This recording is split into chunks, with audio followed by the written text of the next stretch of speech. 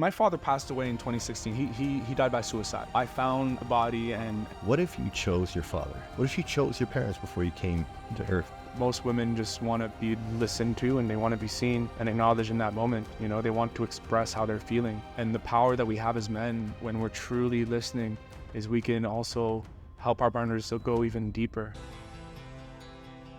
Welcome to the Path to Purpose podcast, where I share incredible conversations with amazing humans who went through a pivotal shift in their lives that have put them on their path of purpose, profit, and impact. My name is Zarek Fatah. I'm a serial entrepreneur and life coach. I went through my own 180-degree shift where I am now committed to living a life of inspiration, education, and empowerment. My intention is to share these conversations so they inspire you to also walk your path of purpose. Today on the Path podcast, Mr. Malcolm Frasier is joining me to share who he is, because Malcolm and I just met a couple of days ago. Even though I've been an IG fan for the last couple of years, slid in his DM, we got the convo going after I read a beautiful post about him and his beautiful partner and their divine union. And the conversation just flowed from there. And then I found out he's also here in Medellin. So that brings us to today, where I get to sit down with this amazing human and share his story. And I get to learn with all of you at the same time, because I don't really know him. We're just new friends. But, you know, when you meet someone right away, it's like, like this is your homie. Yeah. That's how I feel. So looking forward to diving into this conversation. Thank you all for joining us. And Mr. Malcolm Frasier, thank you for joining us here today. And thank you for giving me this opportunity to come and sit with you and learn also about you and learn about what this is all about. Yeah. Yeah, man. So we're both on a similar path. We're both doing powerful work, and I admire what you're doing. Your writing is art. Your messaging is truly inspiring and captivating. And it was that post that you shared about your relationship with your partner and the connection you have, and also, the challenges of being in a conscious relationship that really, really grabbed my attention, and obviously you've been through a lot. You've been on your own journey, and I would love for you to share just a bit about who you are. By the way, Malcolm's a fellow Canadian from Montreal, and I'd love to learn what put you on this path, and who were you before you began to do this deep work? Wow. Okay. There was a lot there to share, but Mike is yours. Let her rip. How far can I go here? Yeah, man. Not too far. I'd say that I've been on this path of not only self-discovery, but really, path of spirituality and healing and relationship work for the past 6 years. And what brought me there was actually rehab. It was actually going to rehab and getting sober and clean. And that opened the door to a whole other dimension of experiencing life. And so if we rewind that a bit, I was in the nightlife industry in Montreal, and that was pretty much what was known to me. And so, I've worked in bars and restaurants basically all my life, thinking that that's what it was going to be for the rest of my life. I was in there and like, this is it. This is it for me. And it's interesting because even during that time, one of the main things that brought me towards that, amongst many other things, was being able to be of service to people. And I remember either managing restaurants or just talking to my staff and saying, you have the opportunity here to be of service to people through the cocktails you're making, through the wonderful food you're serving, and also through the way that you show up for them. And I remember that was like the main thing. But on the more of the darker aspect of things, I was pulled towards the nightlife industry and bars because I found comfort in the shadow. I could be someone that I wasn't necessarily, and what I mean by that is just, for me, having all of these masks allowed me to just pretend to be someone else, right? Because I believed that there was inherently something wrong with me. And so when I was in the clubs or in the bars, I didn't need to feel that, and of course with the alcohol and everything that came with it for myself. And again, not trying to generalize, people go and the nightlife is wonderful. People go there to connect, and they go there to dance and to, feel, and it's beautiful. For me, I was more in the darker stuff, right? And so going within that journey ultimately brought me towards a path of self-destruction. And this is without mentioning my upbringing and everything that led me to that. But yeah, getting to a certain point in my life where, I was just working 7 nights a week, drinking every single day, using every single day, suffering, but really just numbing more than anything, brought me to one day just, being able to look at myself and ask myself, is this really it, or is there something more for me? And that's where I found humility for the first time, and I asked for help and was able to enter a rehab center. And from there, the rest is history. I was, the gates opened towards something else that I had never touched before. Mm-hmm. Perhaps when I was a younger child, and touching to something greater than myself and being of service to others and learning about why I was suffering or why I was in so much pain, and really getting to know who I was truly, underneath all the masks. One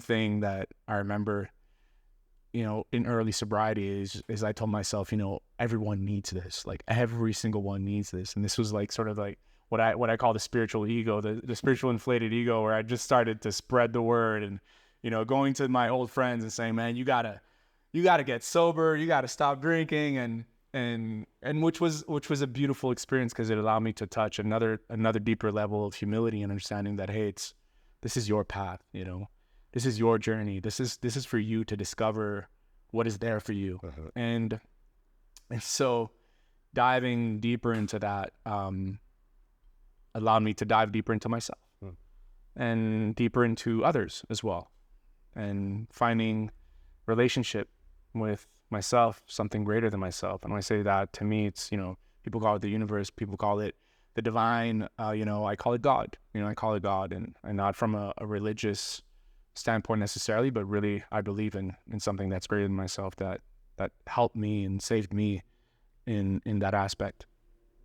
And being immersed in serving others, being there for others, whether that be just listening, serving coffee, asking people how they are, calling people just to see how they're doing, if they need any support, whatever it is, then I truly started developing an even deeper relationship with service. And so mind you that within that time of sobriety, I still, the old programming was still in function, meaning I still believed that, my purpose was to be a restaurant owner. So the first thing I did after getting sober is open up a restaurant, which probably should have been the last thing. I got getting just fully back into the stress and all the things that I used to know, but it was a necessary path for me to go into, and I had a wonderful Portuguese restaurant. We opened up, me and my mom, we opened a Portuguese and Brazilian restaurant in Montreal, and serving piri chicken, and it was great. Like, not a person came into our restaurant and it had something bad to say about the food that we were serving. There was so much love, but I didn't know what I was doing. Mm-hmm. And so I hired a business coach. She came into my life, which I met in sobriety. She was on that path as well. And slowly but surely she started, bring me into her programming and her programs, her coaching programs, which was initially business coaching. And, I trained for 3 years under her and her mentor as well. A wonderful man, much older, almost an elder, who's been coaching for over 50 years in Montreal, and learned from them and started, building a passion for coaching. Mm-hmm. So after 3 years of proper training, I became a coach, all while running the business, all while discovering who I was, staying sober, discovering plant medicine as well, which opened me up to just so much. And one day I walk in my restaurant and there's water pouring from the apartments upstairs. Complete loss of the restaurant. And so from one day to the next, I didn't have a choice but to just fully jump into what I'm doing today. And so this was about 3.5 years ago. And yeah, it's been the most incredible journey. Yeah. Beautiful. Yeah. Thank you for sharing that. Yeah, it Thanks was a for- big intro. Yeah, no, but that's perfect, because that's all new information for me. I had no idea that you had a restaurant as well, like myself. And, a lot of what you touched on really resonates with me also because, having been in hospitality for 25 years, yeah, you see the light in the dark, right? And, for me, I gravitate to nightlife because, when the lights are dark and people had some drinks and the room is crowded, you could be anyone you want. You could play any role. 100%. I think a lot of people gravitate to a nightlife and hospitality industry because in that space, they could play a role. They could become who they wish they were, and they could hide the parts of them they don't want the world to see. And, I often say that people drink and get high, not because they like how it makes them feel, because they like how it doesn't make them feel. 100%. And that the pain that drives them to hide themselves in the nightlife, that pain is still there. And people use alcohol and drugs to suppress and numb that pain. But at some point, you either have to do more drugs and drink more, or then that, doesn't end well, or you get to a point where the pain outweighs the fear of the unknown. Yes. Like that pain to stay the same and to be in a state of suffering is just too great. And that's like, okay, you know what? I'm ready to do something now.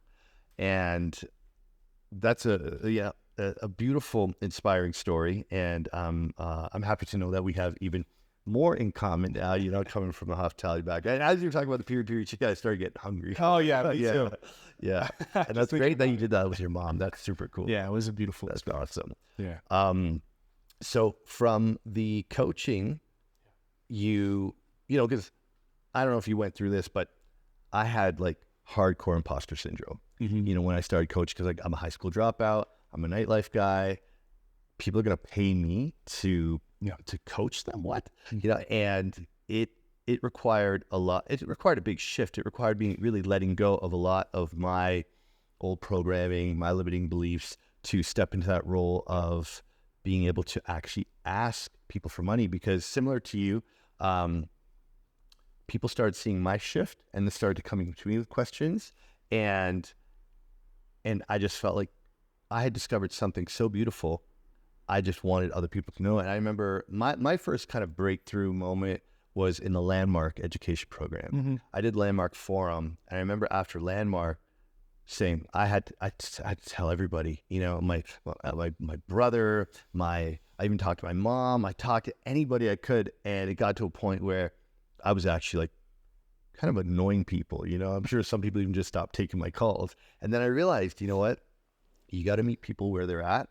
And as much as you want someone else to begin this work, they got to choose it, because as you know, it gets harder before it gets easier.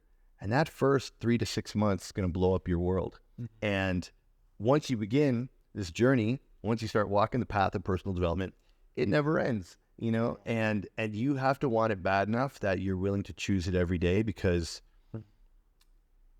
you're healing some really deep stuff that you've been holding on to for a long time. Yeah. And, unfortunately, the majority of the planet is not doing this work. And I do feel that's shifting. I do feel more people are now, starting to realize like, okay, the big house, fancy car, the high profile job, it's not worth it. Obviously the statistics of depression, suicide, drug abuse prove that the matrix model of go to school, get good grades, get a good job, and follow that whole program is broken. Yes. Right. So it's an interesting time we're living in. And I often say there's not enough coaches, healers, shamans, facilitators on the planet to really handle the collective trauma that the planet is experiencing. Yeah. And that's why it's so important for each individual listening or watching. What can you do proactively to elevate your consciousness and to work on your trauma, because we all have trauma.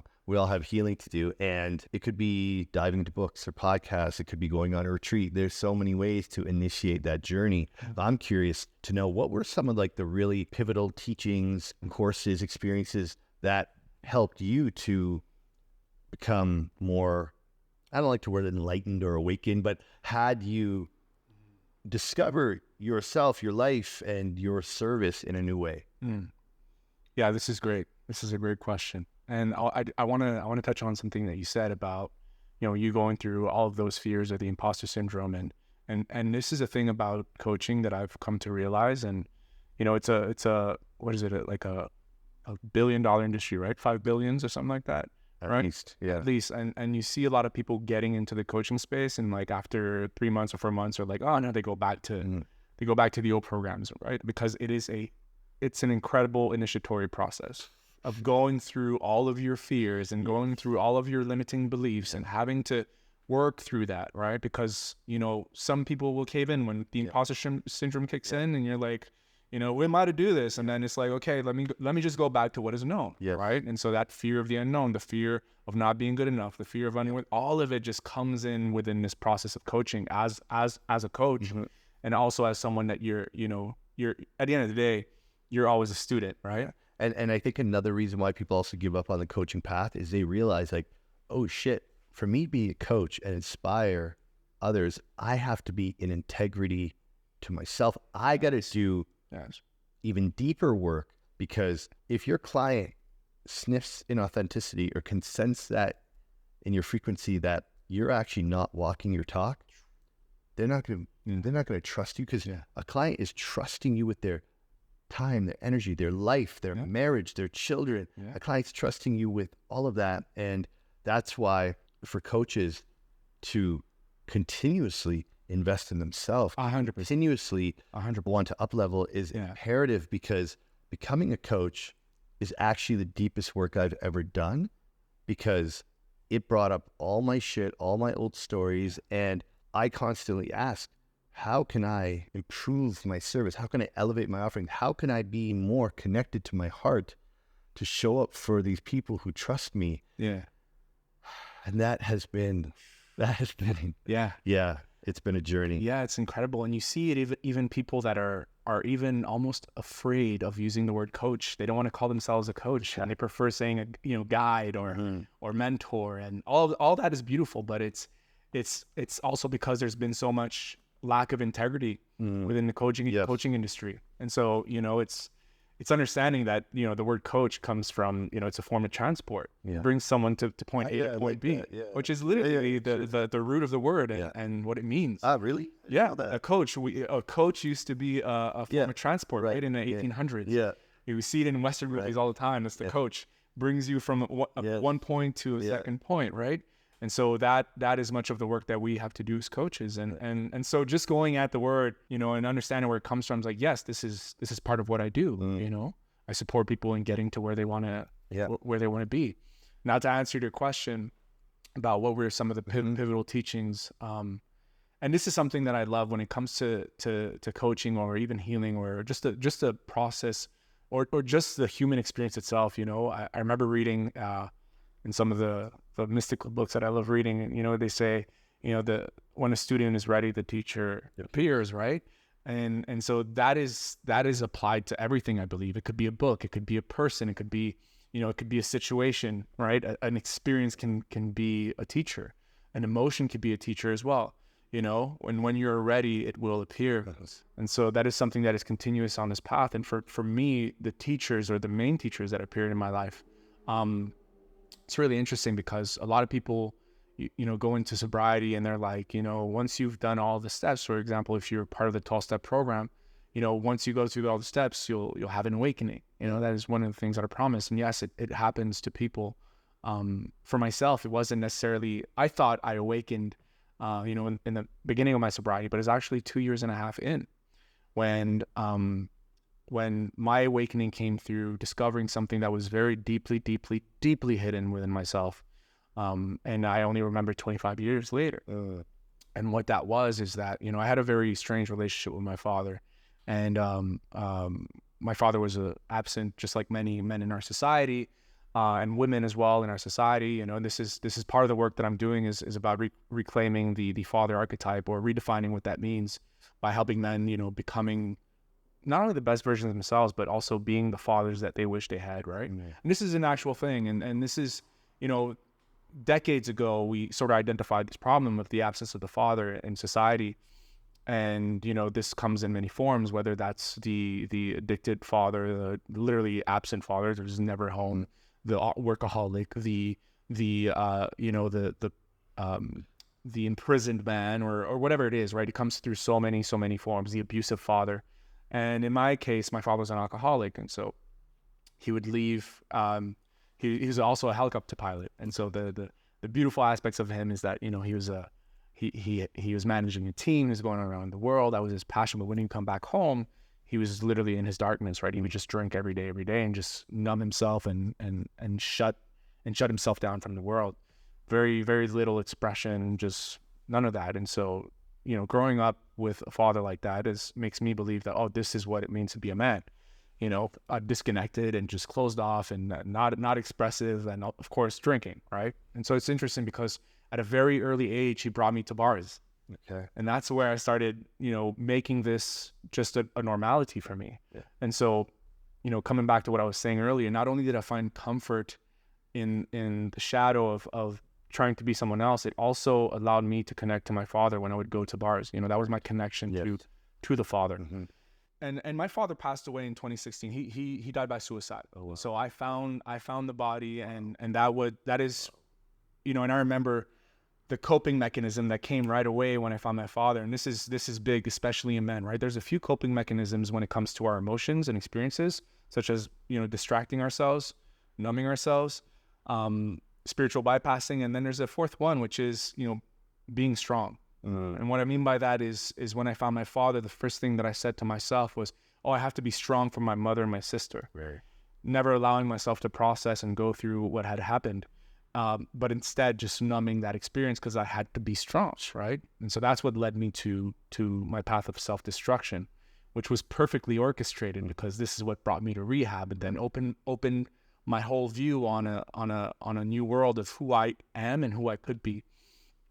But 2 years in sobriety, this is where, you know, through a deep connection with someone else, she was sharing with me an experience that she had as a child of being sexually abused, and while she was sharing that with me, all of a sudden I saw this as if it was a movie, and something that had happened to me when I was about 5 or 6 years old, where I was sexually abused by my father.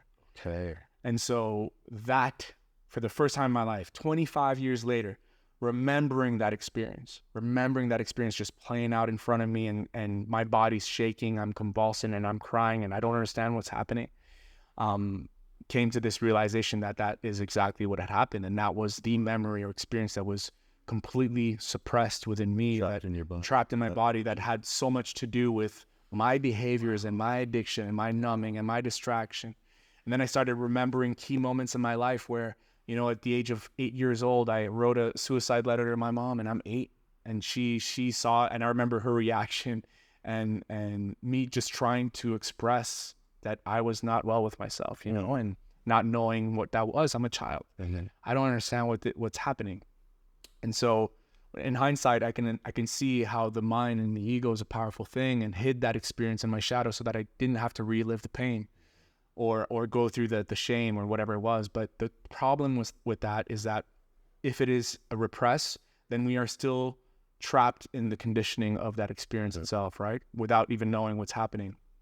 And this is why shadow work and you know, going into the path of Jungian psychoanalytical thinking has helped me a lot within my process. So going through that experience, you know, and realizing what had happened and not being able to confront my father about it because he's passed away, leaves me with this experience, which is part of who I am, and a part of, you know, a few days going through confusion, anger, resentment, wanting to go back and drink just to numb it again, right? Because this is what I was doing. but luckily having the tools and the support around me that supported me through that process, I came to this really basic question: what does it mean to be a man? Right? That's what came out of all of that, and the reason why I asked myself that question is because I realized that my relationship to the masculine, or my relationship to what it meant to be a man, was non-existent. I didn't know what that meant. I had no clue. And so that's what brought me into trying to understand, or at least doing my best in answering that question. So started going into the books, started seeing, started asking around, I remember asking myself, if there's support groups for alcoholics and all that, there has to be support groups for men, because it's not only, I realized at that moment, it's not only addicts that are going through a hard time. Like, we all, as you've said before, we all have our sets of trauma and experiences. And so I figured, I'm like, there has to be a place where, men are just together and they're sharing their experiences. And I couldn't find anything. I couldn't find anything in Montreal. And I started seeing, this is about 3 years ago, Sacred Sons had, started doing their thing, and people were sending me, information, and we're in lockdown. So it's hard for me to do anything. And so I figure, well, you know what, if I can't find this here, why not just start it? Why not start it?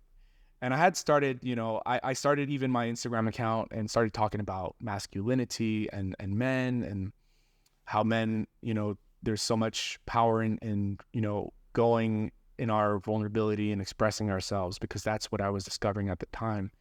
And that's how my journey began. And I believe that was my greatest teaching. And I've done a lot of work in the sense that today I'm actually grateful for my father. There's no resentment whatsoever towards my father, whether he was absent or not. It was perfectly orchestrated for me to be who I am today, stopping the trauma with me, right? Because it was very clear to me that if he had done that to me, it had been done to him as well, right? And I had a few confirmations from family members, and so this to me is alchemy, in the sense that what my father passed to me now became my responsibility to change that, and do things differently. So extremely grateful for my father, for everything of how that happened. And because if it wasn't for any of that, number one, I wouldn't have gotten sober. I wouldn't have started doing this work. I wouldn't be here today speaking about it to you, meeting all these wonderful people, being with the woman that I'm with. Creating impact in the world. Yes, creating an impact, and continuously, as you said, being in this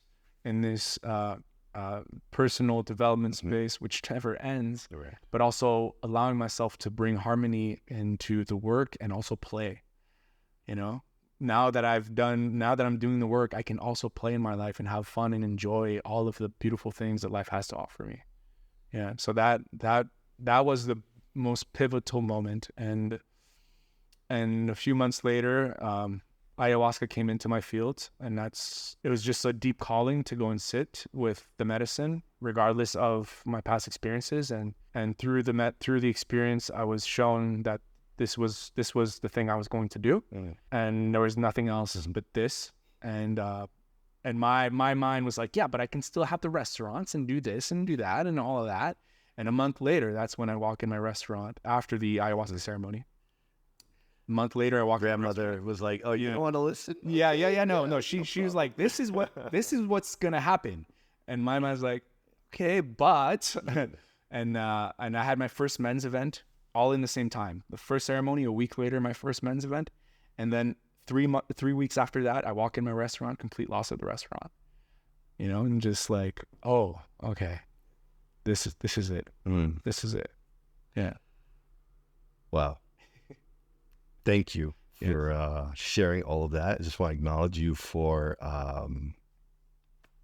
your vulnerability and for sharing something so personal. Yeah. As I'm listening to you, just imagine how that must have felt walking in and seeing your father, and you choosing to be strong in that moment. That's That's a lot. And it's beautiful to hear that you're in a place of gratitude and appreciation. And I could feel that you're at peace with it. You know, and you could see the blessing in what could be considered as unfortunate. You've turned it into something that, as you said, alchemy. You know, that moment would destroy many people. And you're using that moment to empower and lead by example, and show people that even when something as traumatic as what you've been through can happen, that it's not the end. Yeah. In fact, it was the beginning for you, right? And I just want to, yeah, man, that's beautiful. So thank you for sharing that. And so much of what you shared I can relate to as well, with my father also being an alcoholic. He wasn't the kind of fall down drunk, get angry type alcoholic, just needed to have alcohol every day, and still does. And watching your parent, you know, kind of deteriorate is hard. Yeah. And at some point you have to just accept them for who they are and know that just because they're your parent doesn't mean that they have a higher level of consciousness. They're born that way. They're going to pass that way. And that's their own individual journey. And, you know, I was actually speaking to a client about this yesterday because he also has some issues with his father. And I said, what if you chose your father? What if you chose your parents before you came to earth? Oh, yeah.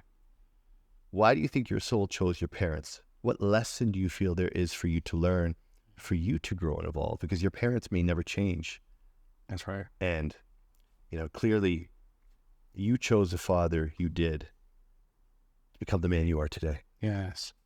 And this is why the deep inner work and healing is necessary, because there are many people who have gone through something similar to you, and they're going to live with that trauma, and it's going to influence their life, and it's going to keep them in the darkness until they're ready to see the blessing in the lesson, right? There's that quote, the wound is where the light gets in. Oh, yeah. Right? And I love that quote because our wounds are triggers, and those things that cause us so much pain, that is the opportunity for the healing and the growth. And each one of us has gone through our own unique experience that has traumatized us. And when we can overcome that, we now have a wisdom and a knowledge, and we are now the proof that regardless of what you've been through, on the other side of that fear, on the other side of that pain, is not only your liberation, but is also your freedom to be whoever you choose to be. And that person you become then becomes light for the others that are in their darkness, right? 100%. You know, because the path can be dark, but when there's that light at the end of the path, it's like, okay, that's where I'm going. Yeah. And that's who we get to be, right? Yeah. And it's absolutely. And I love what you're saying. You know, it's like you look at someone that's done the work and you see the light in them, you know, and if you're in the darkness, it can either repel you or it can actually tell you, it's going to repel you because you're like, that's Their scary. light makes you mind. Yeah. Their light illuminates your darkness, and then all of a sudden you're in your darkness, but all of a sudden all that you've been hiding in your shadows is there. It's like, oh shit, I got to go away from this light because I'm now seeing all that I'm holding on to. Yes. And then others will be like, they feel the frequency of that light, and they're like, that feels good. Yeah, it does. Good. It does. Yeah. Now I was going to ask you, you know, what led you to work with men specifically, and I feel that you've answered that. And I had a client commit suicide. I was working with a man. We had only begun working for about 4 or 5 weeks. He was pretty deep into a depression before we got together. Again, COVID, lockdown, all that craziness. He was a police officer, and he was coming home from dinner one night and took his life. He jumped off a bridge. And that's when I decided that I was going to focus specifically on men. And that's what inspired me to make that shift, because that was hard. Because, you know, you ask yourself, what could I have done different? Should I quit coaching? How could I let that happen? And thankfully I had a conversation with a police officer who I was friends with, who knew him. And he said, there's nothing you could have done, because it specifically said when someone decides to jump, it's often just a moment of depression, and the opportunities there. Yeah. And someone who's going to jump, it's something that can't always be prevented. And I knew that it wasn't necessarily my fault, but I did say to myself that I'm going to do everything I can to be as trained, as competent, as well equipped to make sure that doesn't happen again. And that's when I made the shift to focus specifically with men, especially high performing, alpha, successful men who they're at the top, they've got the money, they've got all the things they thought would make them happy, and they're secretly miserable and suffering. Yes. And that shifted my coaching practice. For several years, I worked specifically with high performing men. I now coach men and women, and the work that the men need to know that it's okay to be vulnerable. It's okay to share. It's okay to cry, to express yourself, regardless what your father told you. Yeah. Don't be weak, or be strong, or society. Yeah. We need to change that narrative, because suicide amongst men over the age of 40 is one of the highest categories, and that's tragic. Yeah. And that's why, I'm so happy having this conversation with you, because I know the work you're doing is powerful, it's transformative, and it's needed now more than ever before. Mm-hmm. So I would love for you to share a bit about the work that you do and how you're helping men to heal and to really come out of their darkness. Mm-hmm. First of all, I want to acknowledge you, and I'm sorry you had to go through that. And you spoke of like soul contracts earlier with our parents. Right. You have soul contracts with people as well. Absolutely. It's very clear to me that you had a soul contract with this man, and it fuels you today into doing this work with men. And I honor you and salute you and bless you on that, because it's so wonderful and powerful.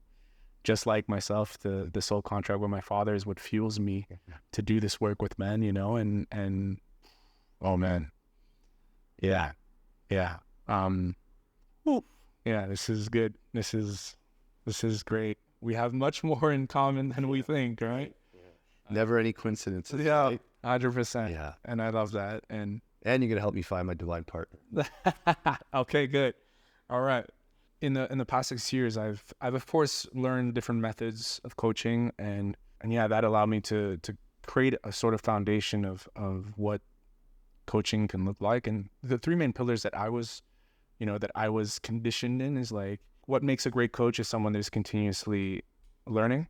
All right. So training, asking powerful questions, and listening. Right. And so luckily through recovery, I've learned very well how to listen and how to hold compassion, and have empathy for people. Now, what I've discovered through my own journey is basically what I call today the inner core method. And the word says it, right? The inner core method. So it's all about, the inner self. And for me, there are 4 aspects to the self, which is mind, body, soul, and heart. Mind is everything that has to do with consciousness. And so when we look at it, it's how we perceive the world, how we perceive ourselves, everything that is related to our limiting beliefs or just beliefs. And so when I come in and work within that aspect with a man, it's about rewriting, reshifting narratives, going into what are the stories that they're telling themselves that are shaping their reality, and how we can, rewrite that. Because I should believe that everything begins from perception, right? And so the Stoics believe that the only thing that we can control is perception. And I add to that action and choices, right? Because we have control over that. But everything else, we don't really have control. I don't have control over you or nature or whatever it is. I don't even have control over my thoughts. People think that we have control over our thoughts. No, we don't. There's so many thoughts in our, that go throughout a day. How can you have actual control of all your thoughts? But you do have control over how you perceive the world, right? And so knowing that allows me, at least I'll speak from the I here, allows me to start shifting the way that I perceive the world and expanding the way that I perceive the world, right? It gives me that curiosity of trying to understand how you see the world. How do you perceive the world? And that adds to my own perception. And so that is everything that has to do with consciousness, or the mind aspect of the self. I'd say the most important one, especially for men, is going into the heart, right? Which I call the core. And the heart is all about developing and starting to build a relationship with the greater feminine. And what I mean by that, when I speak of the greater feminine or inner feminine, is this more the feminine aspects of who we can be and who we are. And so this to me has a lot to do with emotional intelligence. And so I call this emotional intimacy, of being intimate with our emotions. And why is that important? Is because, again, going back to Stoicism here, because I speak often of Stoicism because it's something that is very much out there right now, and all the men are striving to become Stoic, but sadly there's a lot of false information of what that actually is. When we speak of a Stoic man, we speak of a man who shows no emotion, and that's not that. Actually Stoics would encourage the self-mastery, right? That's what Stoicism is all about, self-mastery. And in order for us to be a master of the self, we must learn how to master our emotions. Because if we don't, then what happens is we remain trapped in the conditioning of the emotions. Even if I believe that I have no emotions and I'm stoic, or that I have to be strong, I'm actually trapped in the conditioning of an emotion, which are usually emotions related to shame, fear, guilt, you name it, grief. And so bringing men into a space where they no longer perceive emotions as good or bad, but just as emotions, allows someone to navigate and experience an emotion in no less than a couple of seconds instead of days, weeks, months, and holding on to that emotion itself, right? And so the better we understand this aspect of ourselves, the emotional aspect, well, guess what starts to happen? We start having better relationships, because now we can, if I'm a man and I'm into women, for example, I'm going to start understanding women better, right? Because I'm not only developing a better relationship with my inner feminine, or the greater feminine, which ultimately leads into having better relationship with women itself, right? And so that would be the second aspect. Also understanding, which is really, really big in the work that I do, is understanding our reactions. Especially when it comes to relationships. Most of the time, the reason why a relationship will either fail or succeed is due to the reactions in a relationship. This is where people lose themselves, right? Especially disproportionate reactions. When we look into disproportionate reactions, there are usually clear indicators, direct indicators of what's happening in our shadow, right? We react disproportionately. What happens? I come out of it and I'm like, who was that? That wasn't me. Right. I passed out. Like it was that thing my mom did 20 years ago that I never healed from. Exactly. You do that, you bring up the pain that's been pushed down. And then it comes out, right? And it comes out in such a way that, like you said, you're completely unconscious to it. Yeah. So one of the main goals when it comes to this second aspect is and when it comes to the relationships, is bringing a relationship to a point where reactions are no longer threats to the relationship. And so this requires a lot of responsibility and also a lot of communication and a lot of being able to see, what is my responsibility here? What is mine? What is actually mine here? And how can I not project this onto my partner?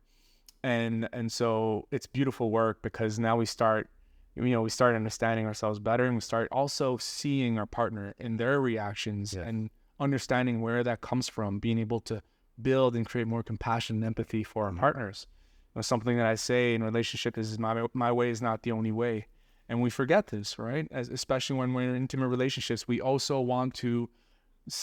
really want our partners to understand how we see and how we do things, without actually being curious to see how our partners experience life, And so there's this game of overpowering and trying to be right. And so that's the second aspect. The third is the body, which is the physicality or the form. This is all about, depending where men are in their journey, I'm going to hold them accountable of doing some physical work, whether that's exercise, nutrition, and recovery as well. So sleeping is a huge factor here, but more importantly, understanding on how to regulate and strengthen the nervous system. That's a huge piece to what I do. And also what I call, having a healthy sexual connection with self and others. And so we know very well that, in today's world, everything is sexualized. So it's easy for men to fall into pornography. And right now, I believe there's an epidemic of pornography. And I've struggled with it. Many men have struggled with it. And it's understanding that as much as society accepts it, it's still a form of numbing and distraction, repressing wounds that have not, unresolved wounds. And so we start eroticizing our wounds. And so there's a lot of work there. And again, I'm not coming in as a therapist or a sponsor, but really giving tools for men to be able to navigate some of these challenges.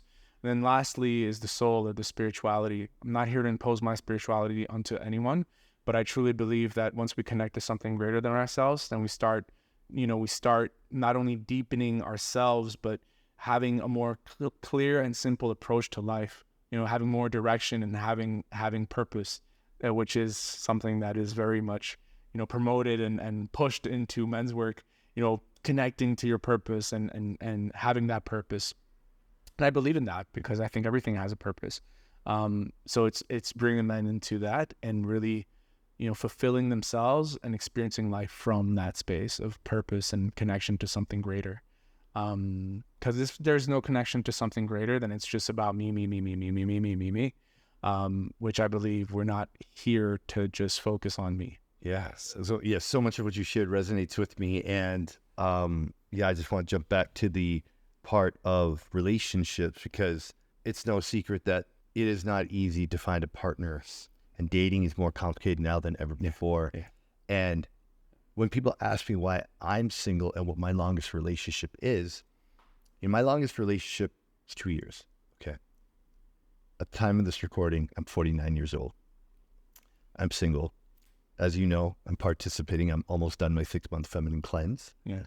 And when people ask why I'm single, why I'm not married, it is because there is trauma and beliefs that I adopted, inherited from my parents' marriage and their dynamic that had me develop a perception of what marriage, commitment, a wife meant to me that actually contradicted my core value of freedom.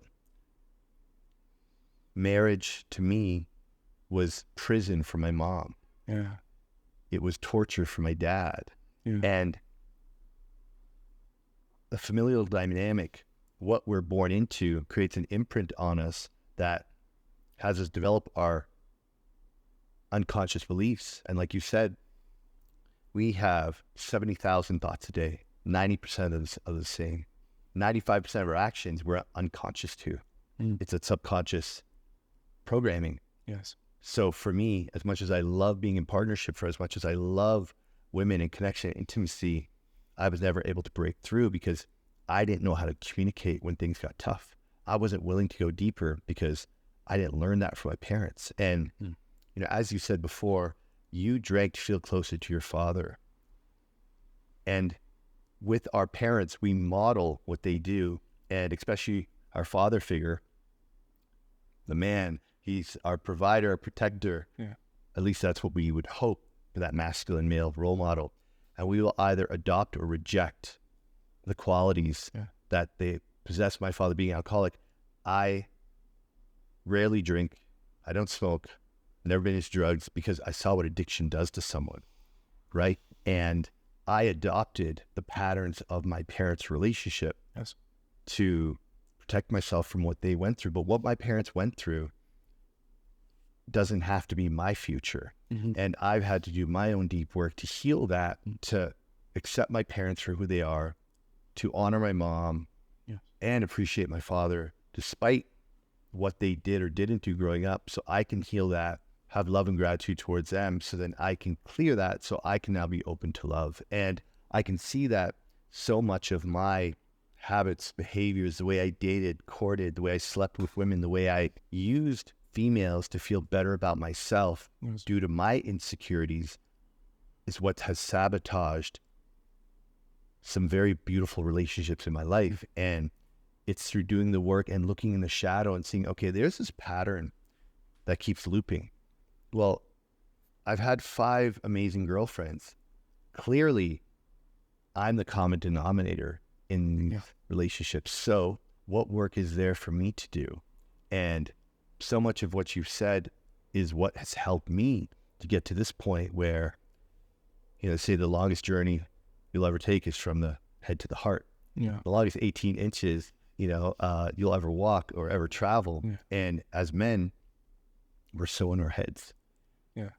And until we can really get to a place, I think for men, where we feel financially stable, we feel purposeful, we feel accomplished, it's very hard for us to surrender into our heart. And what I love about your relationship and what inspired me to reach out to you is connecting to your partner in a vulnerable way where you can communicate, you can express, you can let down your protective armor and say, look, I'm hurt. Yeah. And I've been holding on to things that I want to let go of, and I can't do it alone. And I want to be the best man for you I can, but I need your patience. I need your support. I need your nurturing, because without that, I'm too scared to do it on my own. And that is something so powerful and so needed. And many men don't know how to communicate that. And also, I feel that because women have been abused, because women have been neglected, taken advantage of, I think there's a lot of very jaded women out there who also are very in their masculine, and they don't know how to hold space for men as well. Yeah. And without going on a long tangent, I feel a lot of this is orchestrated. A lot of this has been manipulated to disrupt the family unit, whether it be porn.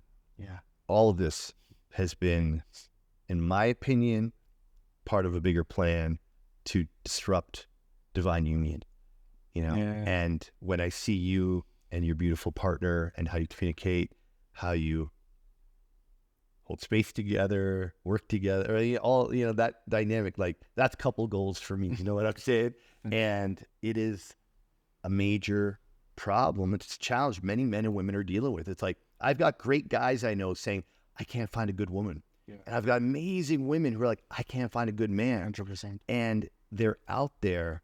However, with the apps and Instagram and all the distractions, Yeah. it is increasingly difficult for good people to find one another and create a beautiful, conscious connection.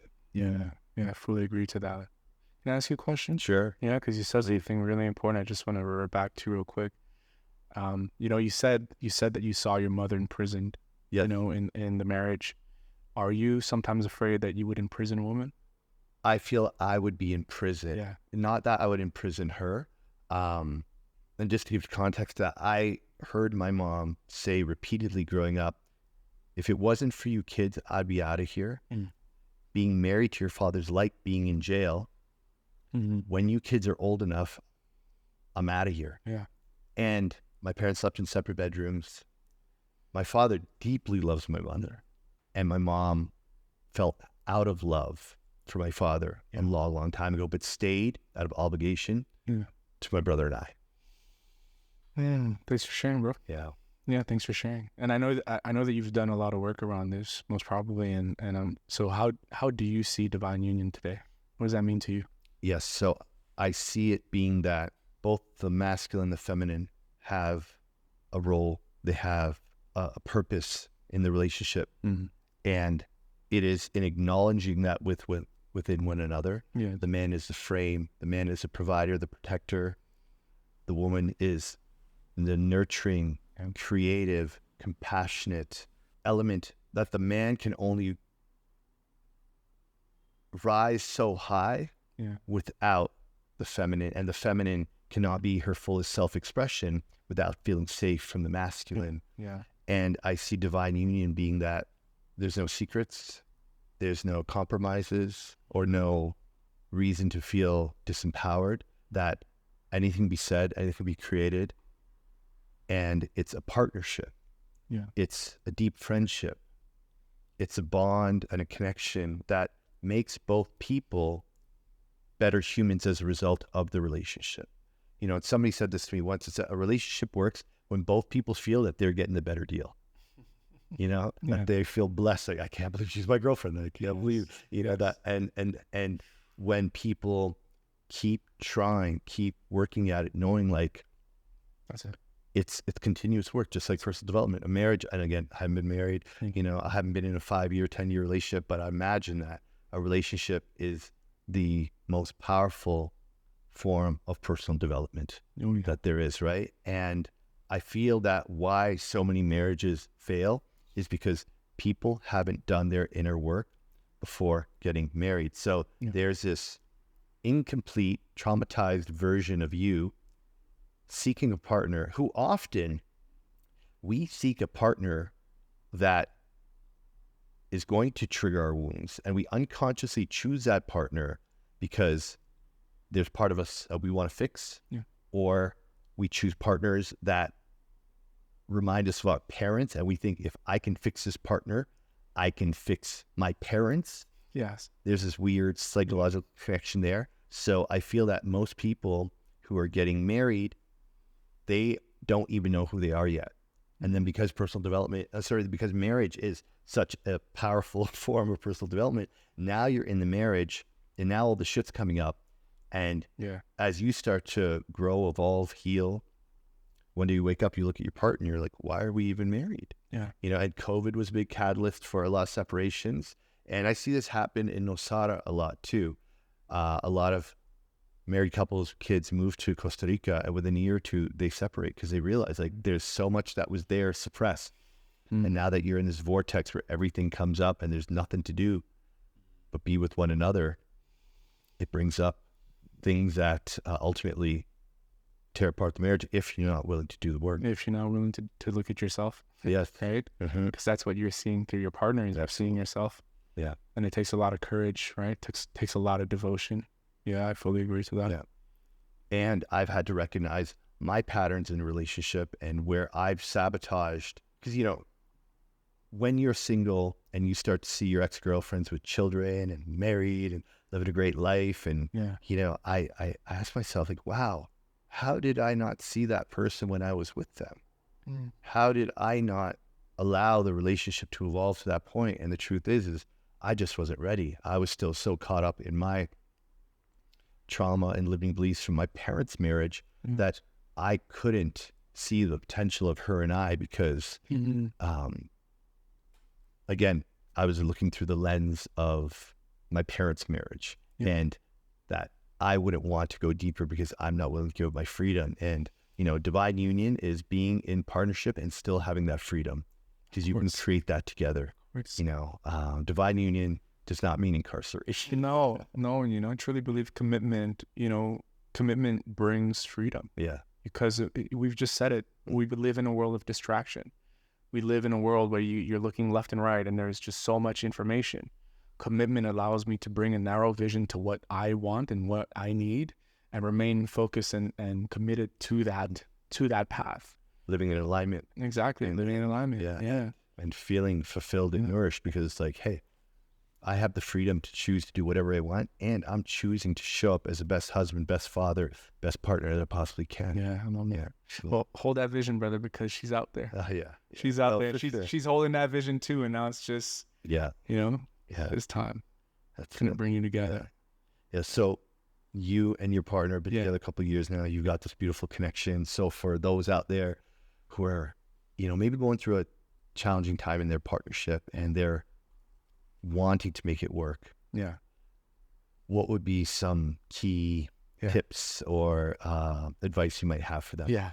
I think, you know, what comes up for me and Marina, and, you know, I am so blessed to be with her and, you know, going in this journey together. And it's been just an incredible journey. We left Canada over a year ago together, and, you know, we never lived together before that. Okay. And how we're living together in different countries and just being in that unknown continuously, and having also to hold ourselves individually and the relationship and our clients and, you know, our businesses and being in different environments has been an incredible journey. And I think what helps us the most, you know, because at the end of the day, as much as we're in this work, we're not perfect, you know, we're gonna go through our stories. There's gonna be projection, there's gonna be reactions, and one thing that helps a lot is this powerful agreement that we've created together. Whereas when we are going through harder times, when we are being reactive, when we feel disconnected, you know, we ask ourselves, well, how can I prioritize the connection right now? You know, that's number one. And number two, we look, and I won't say setbacks here, but we look at these moments that are more difficult as opportunities to come closer together. We both do that. So we know that when we are going through a more difficult time, or we had a conversation or some projection or some conflict, we literally are both in a space where, okay, this is going to bring us closer together. Now, how can we navigate that experience? And, you know, luckily, not really luck here, but, you know, Marina's an excellent communicator. She's an incredible listener. And the truth is she's had, you know, she's been through a lot of trauma when it comes to relationships. And this is why today I feel like in the right setting, in the right space, you know, she feels so safe into just being everything that she is. And I'm an excellent listener as well. And you know, communication at times has been difficult because coming from a childhood where a father would not express himself, it for me I always, and this is something big in men, is a lot of men feel unsafe to express themselves, you know. And you said something earlier, whereas, you know, for some women it can be hard to hold the masculine, which is true, because if a man has not done his work and he's trying to just, you know, be vulnerable and speak, it's going to look very messy at times. There could be a lot of anger, there could be a lot of, you know, whatever it is that comes out. And so sometimes women cannot hold that. That's why spaces for men speaking together and going through those experiences together, it's important. Now, this doesn't take away from the fact that as a woman, of course, you can hold the space. You know, I believe that the feminine is a powerful container. If you look at the earth, right, the earth is the great mother, and she's containing all of us, right? And she's holding all of that. So yes, women are extremely powerful containers and can hold the space. And so, you know, my partner is incredible at that. And, you know, I've gone through moments of darkness in the last 2 years, going deep into my shadow, coming out of plant medicine work and having to face parts of me, and her just being there for me and opening the space and being patient, as you said earlier, which is a key requirement. You know, I think listening and truly listening, you know, something that I do with men is, you know, most of the time in relationships, men we're good at finding solutions. And as much as cheesy as this sounds, it's true. We're listening to our partners and they're talking to us. We're not really listening. We're looking for a solution already. Our mind's going, okay, there's a problem. I need to fix this. I need to find a solution. But it's not about that. You know, most women just want to be listened to, and they want to be seen and acknowledged in that moment. You know, they want to express how they're feeling. And the power that we have as men when we're truly listening is we can also help our partners to go even deeper, you know, with the right questions and the right presence as well. Being fully present in the relationship is such an important requirement. And so, you know, practicing this in the relationship and finding and what allows me to practice this in a relationship is how I've been practicing it with myself. You know, my meditation practices, my journaling has always helped me in bringing awareness to parts of me that could be seen unconscious. And so then coming in the relationship with that full awareness, that full presence is incredible, right? But I think the key, you know, especially if you're in a relationship and you're going through, you know, it's harder to navigate conflict. One perception that helps us, or one agreement that we have, is knowing that, hey, whatever conflict we're going through, it's going to give us an opportunity to come closer together. When it comes to our reactions, we take responsibility to how we react, right? And so knowing this, I know that if my partner reacts, okay, that's on her. I might have triggered something inside of her. And as her partner, it's not about bypassing and saying, well, that's not on me. I have to make it a duty and a commitment to understand what her trigger is, right? Because when we speak of acceptance, fully accepting someone is a lot of work, right? And it can be scary at times. But this is what the relationship gives us as an opportunity. Accepting myself fully, seeing the parts of me that I don't see, but also seeing the parts of my partner that I don't see, and bringing that acceptance, you know? And it's interesting because what I see the most happening, especially with women in relationships, is like the biggest problem. I'll say the biggest pain or problem is women feeling unsafe in their relationships and men feeling unworthy. Men feeling unworthy. So you put those two together and it's, you know, it's like, but yes. And so we have that opportunity of not finding worthiness as men in the relationship, or not wanting safety from our partner as women, right? But starting to discover how I can feel that with myself in the relationship, in the container. So yeah, I think, I don't know if that answers the questions. Like, Yeah, no, I gave a few pointers here. Well, framing the conversation that often if people have an avoidant or anxious attachment, they can think, oh my God, this fight is going to rip us apart. Yeah. I can't talk to him. I can't go there. Or the other person says, you know, I'm scared to say what I want because they might just leave, right? And when you can frame the conversation like, hey, look, right now, we're not seeing eye to eye. And this is an opportunity for us to grow, for us to learn about one another, connect on deeper levels. So you have permission to say whatever you want in a respectful way. I'll hold that for you. Yeah. This is going to allow us to elevate our relationship. You're safe. I'm not leaving. You don't have to hide and suppress yourself. Yeah. And let's just put it out on the table and work through it. Yeah. And I think framing that conversation, creating that safety 100% is what allows both people to then actually say what's necessary, because otherwise it's pushed down, it creates that resentment, the animosity, and Yes. ultimately contempt Yes. is what will eat away at the love, Yeah. right? Framing the conversation, because, you know, what we see a lot in relationships is having conversations when maybe perhaps one partner is not willing to receive, or Yeah. they're busy doing something, or they're coming from work and they had a crazy day, and Yeah. and now you've got their partner internalizing something and wanting to share that with them without even asking, or without even wondering if my partner is open to receive right now. Yeah. And just throwing that on them, that's usually what can create a lot of Absolutely. disconnection. But settings. Yeah, are important. that's why, you know, one thing that I work with my clients, especially the couples, is to do relationship check-ins every single week. Nice. Around the same time, same day, whether that's the weekend or whether that's on a date day. They've you know, their own day, their couples day. They start off with a little check-in where they come in and they open that space, they frame conversation. And, you know, I have a few frameworks of what they can do, but at the end of the day, it's up for grabs, meaning they can do whatever they want. Yeah. But it's about going in there and asking them questions on how they're experiencing the relationship, holding space for one another, listening without judgment, without reactivity, and really just getting to understand what my partner is experiencing right now, and holding that space, listening, having compassion. And it goes both ways. So it's not only the man that's asking questions and holding space, the woman does that as well. Beautiful. Yeah. So for anyone who's listening or watching who is interested in possibly working with you, Yeah. learning with you, whether it be a man who wants to tap into his masculinity authentically, or a woman or a couple who want to develop a deeper connection, Yeah. how can people find you? How can they work with you? What is it that you offer? Yeah. So to find me, it's on Instagram, Rising Masculinity, and my website is risingmasculinity.com. There's pretty much everything there. Currently, I'm offering, you know, I'm working with couples privately. I'm working with men individually, and also am launching for the first time this year, after 3 years of working on this, the Rising Masculinity Teacher Training Program. Beautiful. And so what I'll be doing is, it's going to be very private, very intimate.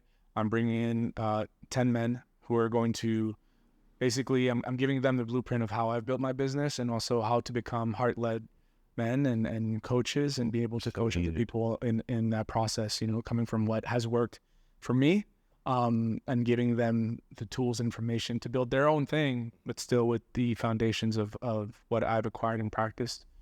So that's really exciting. I mean, It's stretching me, because, you know, even after a couple years of being in this, imposter syndrome still kicks in at times. And it's like, okay, am I supposed? I'm like, yes, of course, this is a calling, you know, and it's needed, as you said. Yeah, feel free to reach out on social media, and I usually answer quite quickly, and we can see if this can be a fit. Besides that, that's it. Well, Yeah. thank you, my man, for what you do. Thank you for who you are and the impact that you make in the world. I just acknowledge you. I appreciate you, and I'm glad that we're on this path together. Man, it's an honor. Yeah, man. It's an honor, bro. I have a feeling when I come back to Medellin, you and I we have some fun together. Yeah, we will, bro. And thank you so much for inviting me here, and opening the space, holding the space, and asking powerful questions, and doing this work, brother. Yeah. We're on the same journey. We're on the same it. path. We're on the battlefield together, just slaying those healing, demons. the planet one human at a time. Yeah. That's it. Yeah, bro. If you enjoyed this podcast and you learned something valuable, then please hit subscribe so you don't miss the future episodes. I'd love it if you share this with a friend and leave us a review. Your feedback is so important to our growth. Thank you for supporting the Path to Purpose podcast. I appreciate you. I'll see you in the next episode.